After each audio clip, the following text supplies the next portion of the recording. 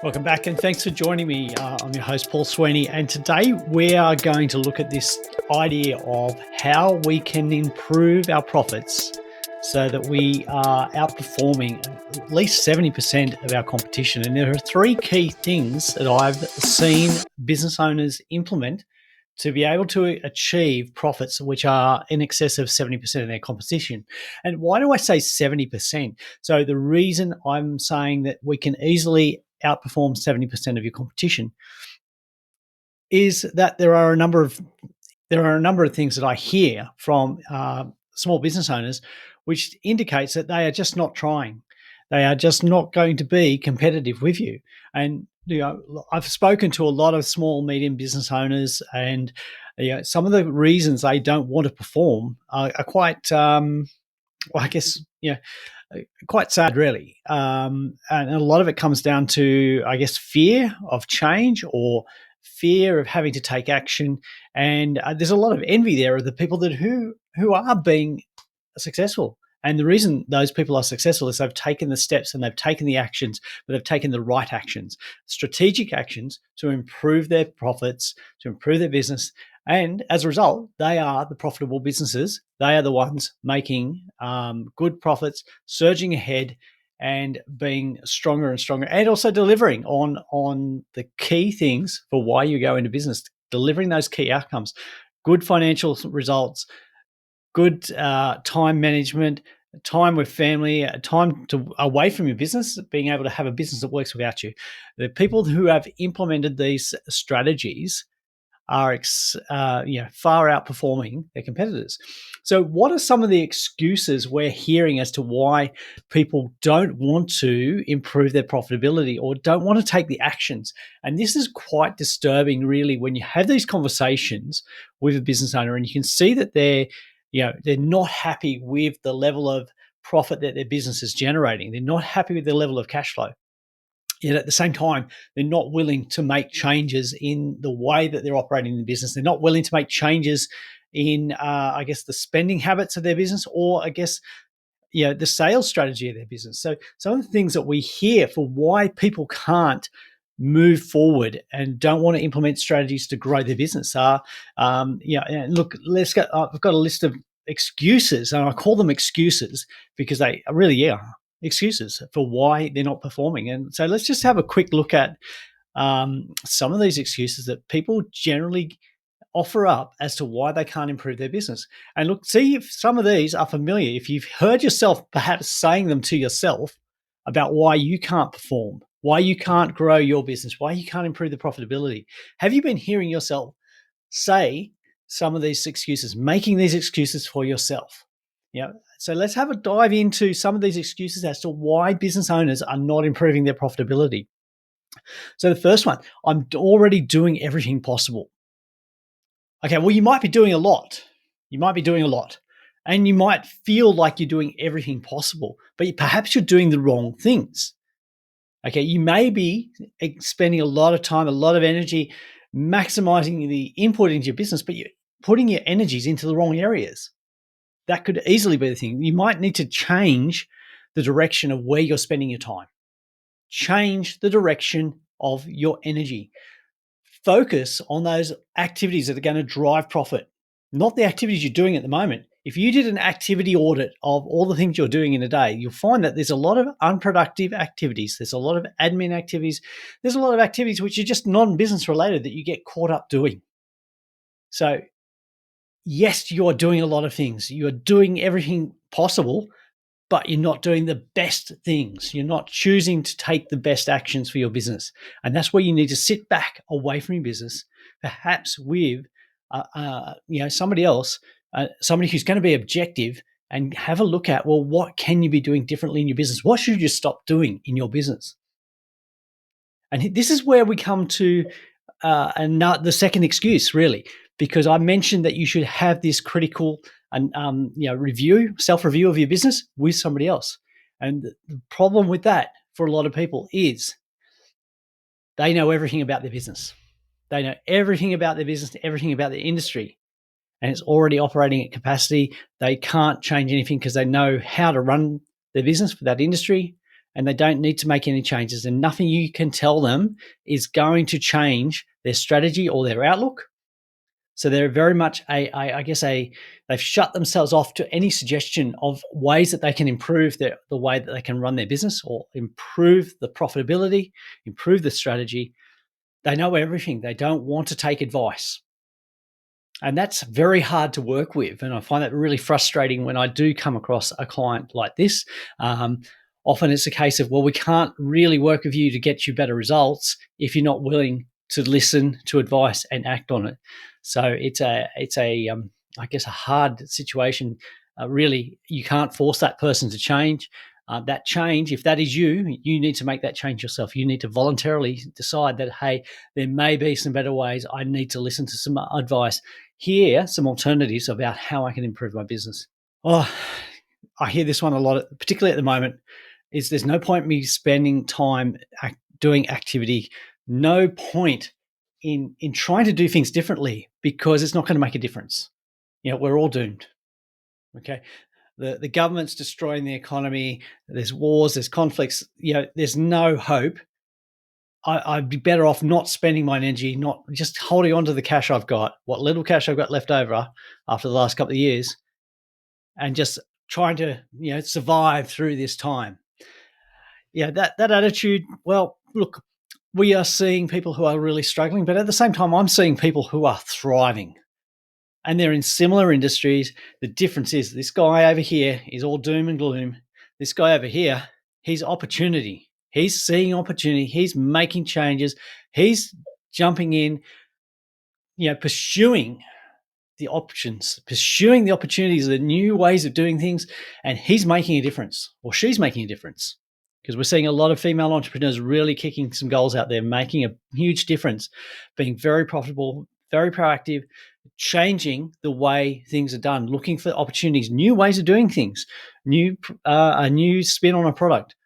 So there are choices there.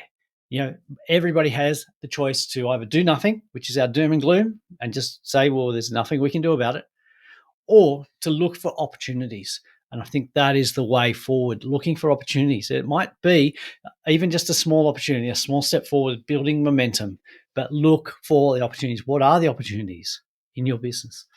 We talked about that. Now, one of the biggest complaints apparently particularly in Australia, one of the biggest complaints is around marketing and advertising and SEO, and people being very dissatisfied with the outcomes being delivered. There's a lot of complaints about misrepresentation and not delivering on results that they promised that they were going to do, and they've spent all this money. So by spending money on advertising that hasn't made a difference, well, it's a case of perhaps you've spent advertising on the wrong areas, that you weren't actually strategic about where you needed to spend your money. You can do a lot of marketing without having to spend the money. And certainly I know that we in our business here have cut back a lot of certain activities, but we've focused our energy on a lot of other activities which are, don't cost the same amount, but they're actually delivering better outcomes by being more strategic, more focused on, and laser sharp on what we're actually trying to achieve with our advertising and marketing. Who are we trying to reach? What's the message we're trying to convey? And we've been more strategic there, and we've got better results, and we're actually spending less. And that's a great outcome. So it's not about having to spend more on marketing, more on advertising. It's about being more strategic. But so think about, who is your actual customer? Who is your customer? What do they need? What are they going to buy from you? How are you going to solve their problem? But making sure that that customer knows about you and your product and how you're going to help them. Be more strategic. You don't need to spend more. You just need to be more strategic, and also review the results. Review the results, because a lot of the time people will say, well, hang on, I'm going to spend money on this advertising and it's going to deliver. But what they do is they just abdicate the whole advertising and marketing responsibility to somebody else without the guidance, without the instructions. And look, you heard me when we were interviewing Leanne Shelton talking about AI recently. If you haven't heard that episode, I encourage you to go back and listen to it. But one of the traps that we're seeing a lot of people struggle with AI and ChatGPT is giving very poor instructions and expecting great results as a result and being really disappointed. And it's the same as I mentioned with employees, that we often give very poor instructions to our employees and we expect great results. And when the work comes back and we're disappointed because they didn't understand us fully or we didn't explain what they needed to do fully, it's actually back on us because we didn't give the right instructions, the right tools, the right message. They weren't sure of what they were actually trying to achieve. And it's the same when we outsource our advertising and marketing to somebody else. If we don't give very clear guidance about what our objectives are, if we don't know what our objectives are ourselves, it's going to be very hard to give clear instruction to somebody else. So that is one of the reasons why we see so much disappointment and frustration with marketing spend that's not delivering results, because we don't have a clear understanding of, what are we actually trying to achieve here? Who is our ideal customer? How are we going to reach them? Are we actually focusing on the right medium and the right message, to convince them that they should do business with us? A lot of the time we are, we're delegating, but we're not actually delegating. We're actually abdicating. We're just saying, all right, we've got a problem. Here's a pile of money. Go and do it. Make some fantastic results for me and come back and I'll just enjoy the profit. But we don't get involved in that process and we don't have any clarity about it. And we're just, really just hoping that somebody else will do the work for us and get us a great outcome. And that's not the way it's going to work. So in terms of advertising, yes, it won't make a difference if you don't invest in it properly. And there's a lot of work that can be done there. Business owners, they work hard. Everybody works hard. Okay. Business owners, small business owners particularly, are really pushing hard at the moment in general. And a lot of people don't want to work harder. And that's understand that. And particularly given so many of the business owners are over the age of 50 these days, the physical capacity to work harder is probably reduced. But we can work smarter. It's not always about working harder. It's about working smarter. So having a look at our systems, our processes, even who are we actually trying to do business with? Sometimes we just flog ourselves so hard to please that customer. And when we look at it strategically, we look at it and say, well, hang on, we're not actually making any profit from that customer. They're always demanding, or we're jumping over ourselves to please them, but they don't actually make us a profit for us because we're doing all these extra things. We're not clear about what we're going to do for them, what we sell. We're trying to do things that we don't make a profit from. I recently had a request from a client to actually help them with an issue that they had, and I had to be very clear to them and say, we don't provide that service. And I'm not willing to invest resources in learning it for one action, one customer. So if you want assistance with that, you're going to have to use somebody that actually specializes in that service. I'm not going to invest my time and resources in learning a product which is not a core service, which is not even a complementary service. But there was the expectation that because I was the accountant for this client, I was going to do pretty much everything for them. And they were pretty disappointed. But at the end of the day, I think they've got a better outcome by not persisting with us doing the work, because we didn't have the skills, we didn't have the resources, and we wouldn't have been able to do it in the time frame. So, trying to please your customer and do everything for them, sometimes it's the wrong thing because you're actually cutting off those opportunities for profit. Also, sometimes we end up providing way too much service to a customer, more than what we agreed to, in the hope of pleasing them. But what we're doing is cutting our profitability.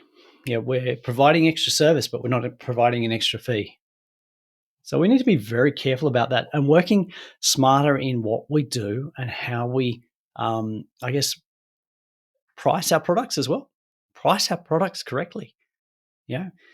So many times we see clients, business owners who haven't increased prices, aren't pricing their products correctly, and the only way to make more profit is to spend, is to do more. Yet they have a limited capacity about how much more they can actually do. And part of the problem is they haven't priced their product or service properly to make a profit. So reviewing pricing can be one way of, meaning that you don't have to work as hard. Another way is review your processes, your systems. Also review which clients you're doing work with. Are they the right clients? Are they the right customers for your business? There's a lot here that I'm talking about, but really, I've got these same excuses I'm hearing year in, year out, day after day from business owners who are complaining about why they can't make a profit. And yet at the same time, I'm seeing other customers, other clients of mine, other small business owners who are really surging because they're taking the opportunity and they're not listening to these excuses. They're doing all the things that I'm talking about as to why you can overcome these excuses. One of the other things that really bugs me is, I guess, and particularly in Australia, we don't like this at all, but we don't like paying tax. And I know most people around the world don't like paying tax, but Australia particularly has this huge issue with paying tax, paying more tax than we need to.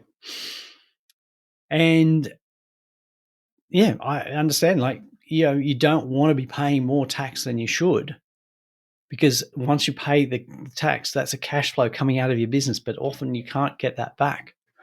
Or you might be paying more tax than you need to, and you'll get a refund when you lodge your tax return, but there's a timing difference there, and you don't have access to that cash. So sometimes it's about, being smarter with our tax planning, our tax management. But at the same time, and you will have heard me mention this before on the podcast, is that the more profit you're making, yes, you're going to pay more tax, but you've also got more after-tax income. You got more after-tax resources. And that, to me, is far, far better. I'd rather pay, $300,000 of tax if I'm making $1 million of profit. I could easily pay no tax. It means I'm not making a profit. I know which one I'd rather. I'd rather be paying $300,000 of tax because it means I'm making a bigger profit. Yes, I'd be looking at ways to minimize my tax, minimize that leakage of cash, but I would much rather be making a profit. And that whole idea of making a profit and paying tax is a disincentive to a lot of people. Yeah, that might seem surprising, but the number of times I've had that conversation with somebody about why they're not making more profit, why they're not trying to make more profit, is because they don't want to pay more tax. And to me, that just is a very limiting belief. So we need to move on from that. One of the things we see is that a lot of people say their business is so unique, or the way they run their business is too unique, and they can't get advice because nobody understands them. Well, that might be the case. You might have a very unique business. You might have a very unique product. But pretty much every business, every business has customers, needs revenue, has costs, supplies, delivers. There are some key elements of every business. So every business has an opportunity to, improve their processes, be more efficient at delivering. Okay, have a better product that they can sell, identify the customer, win more of the right type of customer, manage their workforce more efficiently, hire the right workforce, grow the business, invest in it, create wealth outside the business. Every business has the same core elements.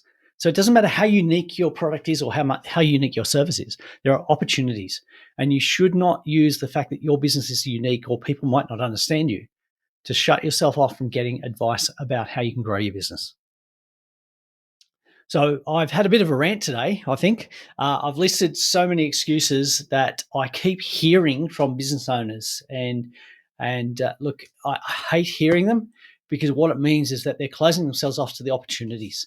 And at the same time that these business owners are coming up with these excuses for why they can't grow their profit, so many more business owners are seeking what they can do better. They're latching onto opportunities. They're taking advantage. They're acting, and they're growing their business. And probably my estimate, 70% is, from conversations I've had and the businesses I've been working with over 30 years, I think that 70% means that, if you're willing to act, if you're willing to take steps to grow, to change your business, to to actually look at opportunities and take advantage of them, then you're going to be outperforming at least 70% of your competition. And it's not going to be hard. So it's some encouragement there that you can grow your business, you can be more profitable. It's a case of starting. Don't listen to those excuses. If those excuses are ones that you've been making, also listen to the arguments I said, why they shouldn't be excuses, what you should be doing instead. And decide on one thing. Just start with one thing and change that in your business and grow. And look, we don't want to be in this situation in 12 months' time where we're looking at our results again and we say, oh, we've pretty much had the same year, or we went a bit backwards, but the economy's to blame, the government's to blame, people just didn't spend money. Don't listen to those excuses. Don't make those excuses for yourself. Look at the opportunities. You have great opportunities ahead of you to grow your business, to be more profitable. And really, that is why you're in business, to grow profitably, sustainably, and provide some freedom through the financial wealth that is being generated by your business. And that's what we want to achieve. So, excuses today about why you can't perform, but at the same time, I've talked about opportunities and what you can do to make sure that you do have a performing business that is going to grow profitably, and outperform your competitors. And look, looking forward to hearing some of your comments, your feedback, and some of the things that you've done in your business to grow. So love you to reach out to us at podcast@thebusinessbeyondyourbusiness.com and let us know some of the things that you've done in your business that have really made a success. And if you have questions and you'd love them answered on the podcast, then please reach out to us, because we love answering the questions that you have, our listeners have.